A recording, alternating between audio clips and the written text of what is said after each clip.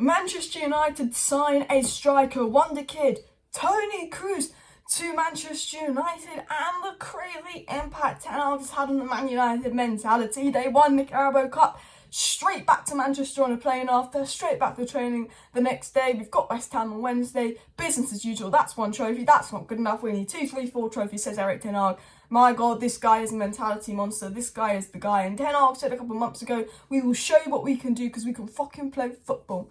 And Ten Hag showed that. And I have to say, as every day goes by, I'm in love with Ten Hag. And as every day goes by, I pray and pray that we get closer to the greatest selling the club, which we will talk about in my video tonight. So make sure you subscribe for that. We'll talk about the takeover stuff because there's more positive updates coming out today about the Glazers selling. So we'll have to wait and see with that. But I want to dive into the news. I want to dive into the first story about Manchester United signing a young striker. We actually spoke about this player before on the channel and we were kind of linked to him. He's called Gabriele Biancheri.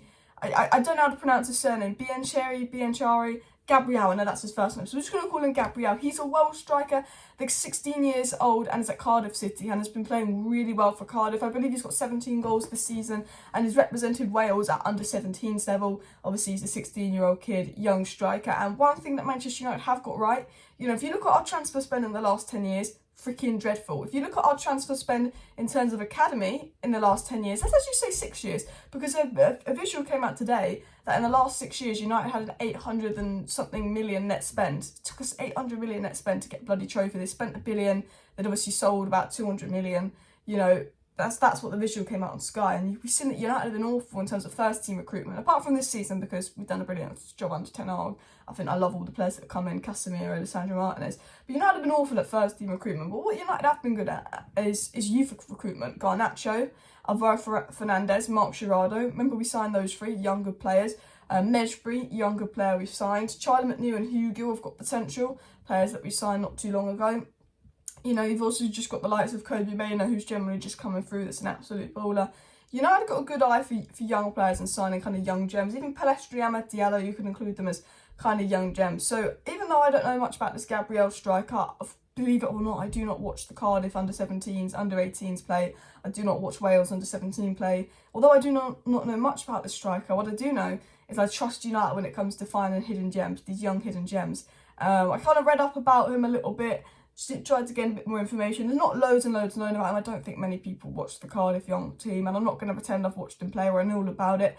But they're saying, you know, could be Robin van Persie-esque player in one of the reports I read. So I think it's an exciting youngster. I like that United are still signing these young gems from around, you know, the lower leagues and bringing them to United because Ten Hag's massive on academy. Ten Hag obviously likes to bring many academy players through, and I loved this touch that Ten Hag did with Kobe Mainoo.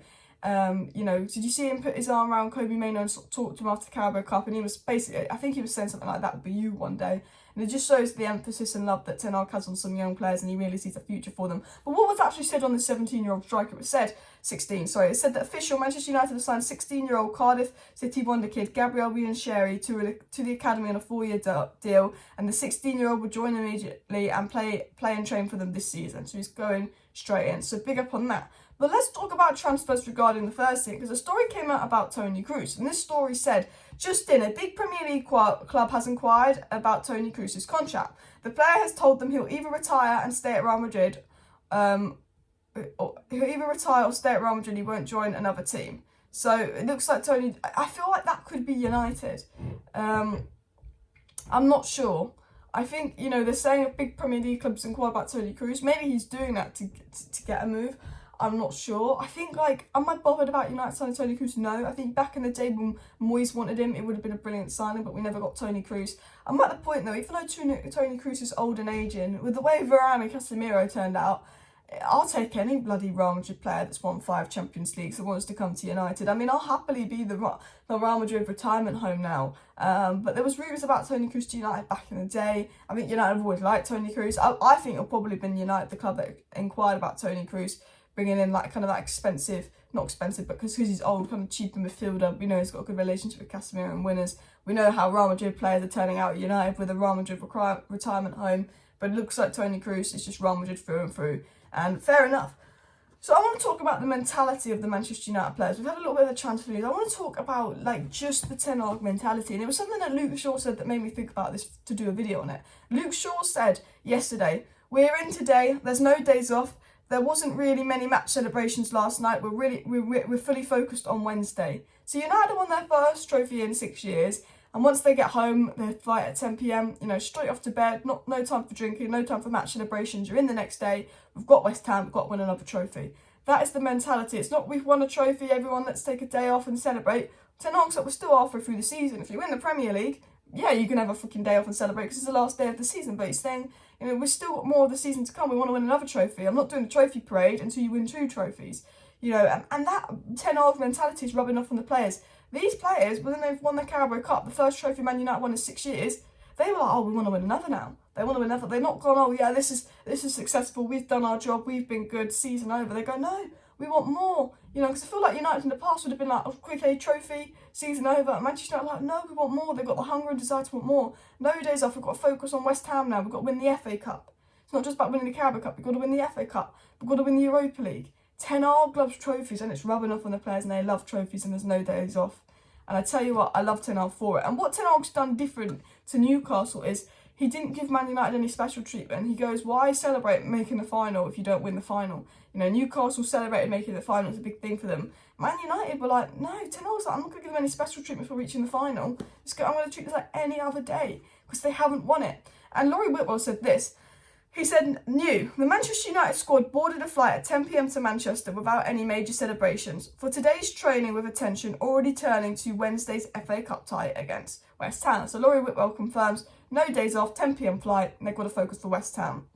But he said as well, the Carabao Cup was treated like a routine away game by Erik Ten Hag. Manchester United got the train from Stockport to Watford, then the coach down to the Novotel on Wembley Way. A nice, if relative normal hotel. There was no special 5-star resort. Newcastle had a bit of celebrations, went to Wembley before and all of that. Ten Hag was like, I'm not going to treat this any different to if we were going to see Watford or we're just going to play a normal team at Wembley. He made them get the train down, he made them get the bus down, they didn't stay anywhere fancy. He didn't, they haven't won yet, there's no, it's just a normal day. And I love that from Ten Hag. He also said, on Saturday night, Newcastle went for a walk around Wembley pitch and Eddie Howe gave the team talk in the dressing room, but Ten Hag treated it like a normal away game and stuck to his ordinary match preparations. And I think that's quite good of Ten Hag. He's very old school. He's going to just treat this like any other game. And maybe that's the best approach, because if you think about it, if you're bigging up the game, it could also have like a bit of a psychological effect on the players. And I just love Ten Hag's mentality of, this ain't any different to any other games. You're getting the train down. You're not staying in a 5-star resort. I'm Erik Ten Hag. He's a harsh, no-nonsense manager. And I said, when this shit went down last season with dressing room leaks, with players complaining about driving home in the dark, when we weren't even running, even against Brentford, we got outrun 14 kilometres, they weren't even trying. We needed a no-nonsense manager like Ten Hag. I've been talking about Ten Hag all summer before he's appointed, how he's ruthless, how he's strict, how he's about winning, how he works hard. Donny van der Beek, Daley Blind gave these players a warning before Ten Hag came in, saying it's about to get difficult. Ten Hag works from 7 a.m. to 7 p.m, remember. He's got a window in his office so everyone can see how hard he's working. He is a winner. He's a mentality monster, and he wants his players to be the same. And the impact that he's had on the players has been absolutely incredible. He's not giving them any special treatment, and they know it. Rashford was asked about being dropped versus Wolves, and Rashford said, if I was Ten Hag, I'd have done the same. If I'm late versus Wolves, Ten Hag did the right thing in dropping me because it sets an example for the rest of the squad. Like, that is the mentality. Rashford, who was our best player, was maybe 10 minutes late because he slept through his alarm, and Ten Hag went, no, unacceptable, and you're getting dropped. And Rashford even admitted that, even though it was annoying because he wanted to play, he was like, well, if I was a manager, I would have done the same. You've got to set an example to everyone. There's no favouritism. Manchester United have gone from favouritism FC last year, League FC last year, to no leagues. Everyone's happy. Look at Casemiro's face for winning a trophy. I've never seen him that happy. He wasn't even smiling that much in Madrid. Everyone's happy, but everyone knows that, Ten Hag treats everyone equally. There's no special treatment, and I think that's helped. He's harsh on everyone. He wants the best out of everyone. Wan-Bissaka, and you could turn it around under Ten Hag. Wan-Bissaka is an example. 4 minutes of football before the World Cup, and Ten Hag gave him a chance and he played well, and Ten Hag rewarded him with more chances since. So even Maguire and Lindelof, who aren't getting the minutes they wanted to get, they know that if they do play well, they're going to get more and more chances. McTominay had a few chances before Casemiro came in, and he wasn't dropped until he had a bad game. If McTominay, Fred, Sabitzer, Casemiro, it's not that you're going to play because you're Casemiro, Bruno and Rashford. You're playing because you're Casemiro, Bruno and Rashford, and you've been playing well every single week. That's the thing at Manchester United. If you play well, you keep your place. So that's the real big thing. I think if there's no favouritism at Ten Hag, there's a real message. And I think the mentality that Ten Hag's put on these players is exactly what we needed. No nonsense. Kind of reminds me of Ferguson, and Sir Alex has taken a big liking to Ten Hag. But hopefully Ten Hag does even better by getting new owners that work with him, that care about him. And I like how the players did kind of air Avi Glazer at Wembley the other day. Smash a like, smash a subscribe. I will be back tonight with some more news on the takeover, etc.